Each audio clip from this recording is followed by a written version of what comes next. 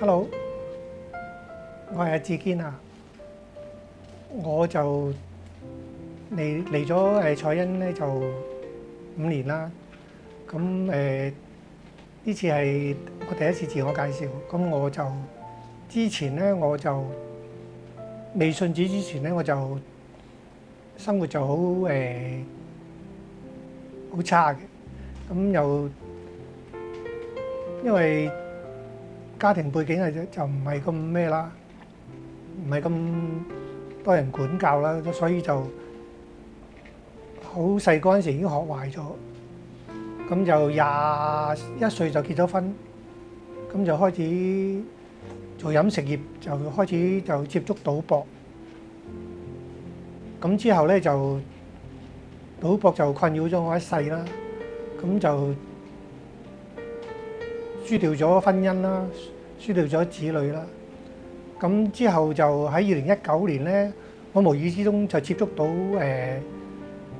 星火飛騰啊、恩雨之聲啊嗰啲網上人哋講見證啊、福音嗰啲嘢咯。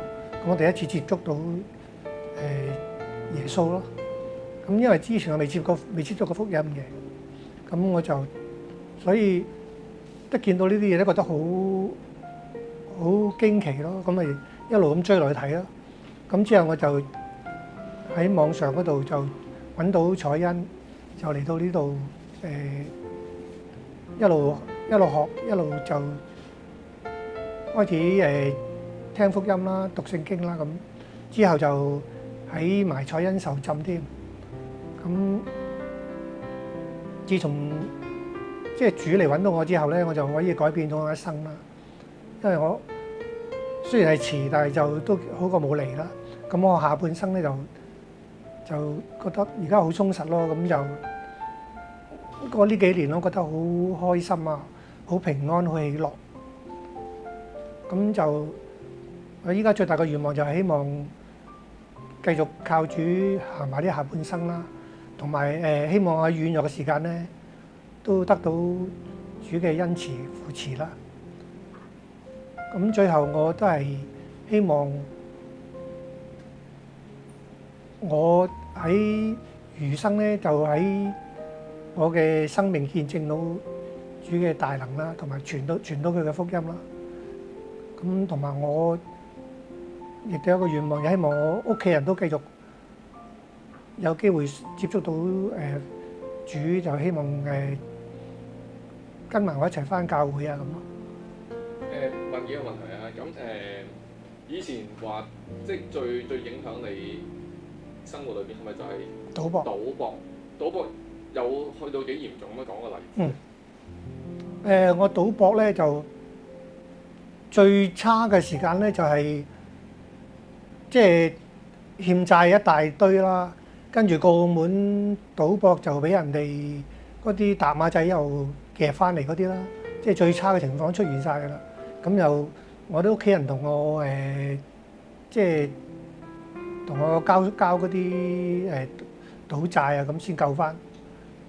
咁就即係已經呢啲例子都唔係一次半次嘅，而係不斷咁發生嘅。因為你個人咧沉迷咗之後咧，好難抽身翻出嚟，所以賭博就一定要唔可以接觸嘅。咁信咗主之後，即係你再睇翻，可能你身邊你做嗰行嗰啲人都繼續有賭錢啊，成或者朋友叫你去賭啊，咁你咩反應啊？有冇覺得自己點解唔同咗嘅咁？之後因為我哋即係信咗主咧，我哋自己有個盾牌喺度咁啦，好似自動會擋咗嗰呢啲引誘噶啦。同埋咧就奉勸有賭博嘅人咧，都唔好存住僥倖嘅心理，以為自己可以控制到啲賭博，其實係唔可以嘅。即係啲賭博嘅引誘咧好大嘅，由細開始慢慢吸引到你去啊咁。所以你唔好以為你可以控制到啲賭博，你唔接觸係最好嘅。咁屋企人關係咧，即係由以前係咪覺得好絕望啊？即係因為自己嗰啲賭博嘅問題，到而家你點睇屋企人家庭關係啊，或者啲仔女成長你點睇？係啊，因為賭博咧，你根本上你自己一賭咗落去之後，你就冇時間思考將來嘅嘢嘅，你淨係為咗去賭同埋還債，跟住輸晒之後揾錢，再揾錢去賭咁咯，咁一個惡性循環咁落去嘅，唔會有休止嘅。你最深刻嘅一句經文係點㗎？最深刻咧，我都係我成日都聽到人講詩篇23啦，咁就係希望主等我哋有個安息嘅地方，可以等我哋可以平靜安樂咁咯。我最感動我嘅詩篇咧，我喺我初信嗰陣時就接觸到呢個詩篇嘅，就係詩篇23。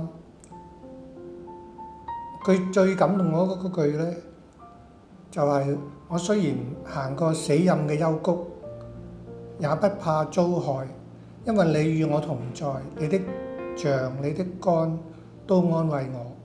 呢個係最感動我嘅呢幾句咯。所以我就對呢段詩篇好有印象。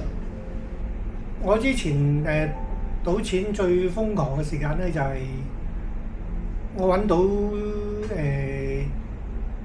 息嘅時間，因為我後生嗰時都叫做揾到啲錢，即係職位都嗰個可以負擔到去賭嘅。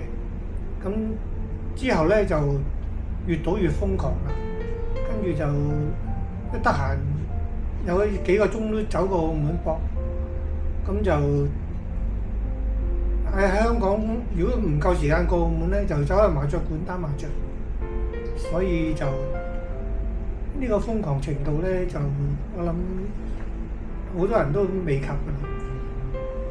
所以賭博可以困擾你一生。咁我喺呢度希望呼籲到咧，有賭博成癮嘅朋友咧，希望你哋盡快一定要遠離賭博，因為你呢個賭博咧就唔係你可以控制到嘅，所以你一定要揾個方法，或者嚟教會尋求下咯，咁聽下福音對你一定有幫助嘅。